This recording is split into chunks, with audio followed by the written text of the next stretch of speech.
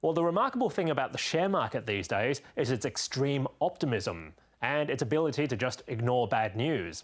The Australian market, for instance, is just a whisker away from a record high.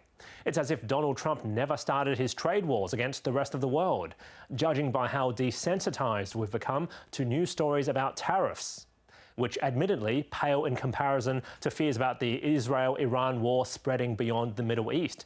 But now, even that's no longer a concern, with the All Ords and ASX finishing pretty much flat, but still close to that record.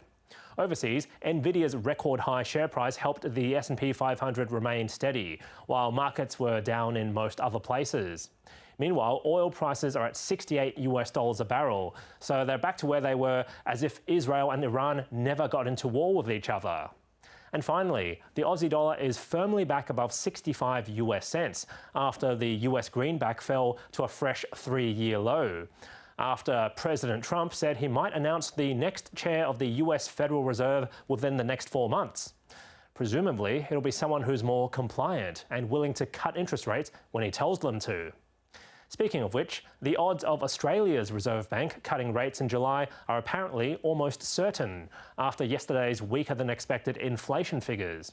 Markets are now pricing in 4 rate cuts by June next year, but that could change again very quickly, and part of that will depend on any rogue tweets from a certain US president.